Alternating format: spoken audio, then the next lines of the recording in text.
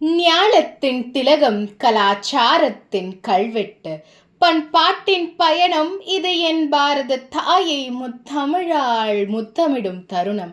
அவையோர் அனைவருக்கும் என் சிரம் தாழ்ந்த வணக்கங்கள். வெள்ளி பனி மூடிய மலைகள், சூரியனை முத்தமிடும் கடல் அலைகள், இயற்கை கொஞ்சும் புன்சை நன்சை நிலங்கள், விண்ணை முட்டும் கோவில் கோபுரங்கள், கண்ணுக்கு விருந்தாய் பறக்கும் பறவைகள், கற்பனைக்கும் எட்டாய் எழிலோவியம் எங்கள் அன்னை பாரதம். இங்கியவளில் யான் பிறக்க என்னதவம் செய்தேனோ, செவ்வழி காட்டிய வேதங்கள், வாழ்ந்து காட்டிய புராணங்கள், வாழ்ந்து கொண்டிருக்கும் இலக்கியங்கள், மனித பிறவியின் மரபை மறக்காத மானுடர்கள். ஆம், இன்னும் சொல்லத்தான் வேண்டும் நான் அவள் மீது கொண்ட காதலை.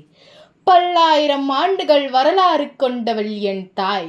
உலகில் உள்ள நாடுகளுள் மிக சிறந்த நாடு என்றால் அது நம் பாரத நாடு. அறிவிலும் வீரத்திலும் மானத்திலும் கற்பிலும் கலையிலும் ஆன்மீகத்திலும் என பல்வேறு துறைகளில் தலை சிறந்த நாடாக விளங்குவது நம் பாரத நாடே. இவற்றை எல்லாம் கருதிதான் பாரதியார் பாருக்குள்ளே நல்ல நாடு என்று புகழ்கிறார். மாற்றம் ஒன்றே மாறாதது என்பது தத்துவம்.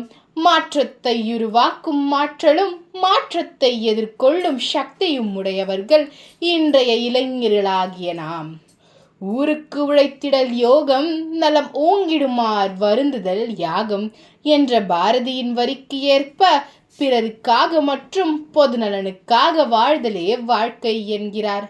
இளம் சக்திகள் தான் இந்தியாவின் எதிர்கால வளர்ச்சி என்று இளம் சக்திகளை ஒருங்கிணைத்தவர் நமது விவேகானந்தர். நம் பாரத தேசத்தில் பிறந்ததை பெரும் பாக்கியமாக நினைப்பவர்கள் இவர்கள்.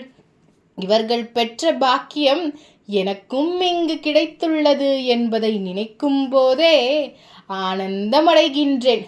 நம்மை காக்க, ஆம், நம்மை காக்க இமயத்தில் நின்றாலும் அவர்களின் இமைகள் மூடுவதில்லை. இதயத்தில் இந்தியா இருப்பதால் அவர்களின் சுவாசத்தில் சுயநலம் இல்லை. சமயத்தில் போர் வந்தாலும் சாவை கண்டு அஞ்சியதும் இல்லை. ஆம், அவர்கள்தான் நம் இராணுவ வீரர்கள். பாரத பூமி எனக்கு என்ன தரவில்லை? அரிய அனுபவங்கள், உலகை அறியும் வாய்ப்புகள், சிறந்த கல்வி, அறிவியல், கலை, இலக்கியம் போன்ற பல்வேறு துறைகளில் திறமையையும் தன்னம்பிக்கையையும் அப்பப்பா இன்னும் பல பல. சொல்லத்தான் முடியுமோ? சொன்னால்தான் போதுமோ இந்த நேரம்? இந்தியாவின் ஆன்மீக தலம் எனக்கு மன நிம்மதியை அளிக்கின்றது. பாரத பூமி புண்ணிய பூமி. ஆம், மகான்களும் ஜீவாத்மாக்களும் பிறந்ததும் வாழ்ந்ததும் இம்மண்ணிலே. ஆன்மீகமும் அளப்பரியது நம் நாட்டில். இன்று அதன் அடையாளமே அயோத்தியில் ராமர் கோவில். பாரதம் எனக்கு சுதந்திரம் மற்றும் ஜனநாயகத்தின் உணர்வுகளை வழங்கியது. நாட்டின் சட்டங்களால் நான் என் உரிமைகளை முழுமையாக அனுபவித்துக் கொண்டிருக்கின்றேன். மேலும் இந்த பாரத பூமியில் நான் பிறந்தது மட்டுமல்லாமல் பாரத பூமியின் புகழோடு இணைந்திருப்பதிலும் அதன் அடையாளமாக இருப்பதிலும் பெருமை கொள்கின்றேன். தொப்புள் கொடி உறவம்மா உனக்கும் எனக்கும், நீ இன்றி நான் இங்கு ஏது? ஆம், என் பாரதத்தால் தான் நான் இங்கு. ஜெய் ஹிந்த். நன்றி.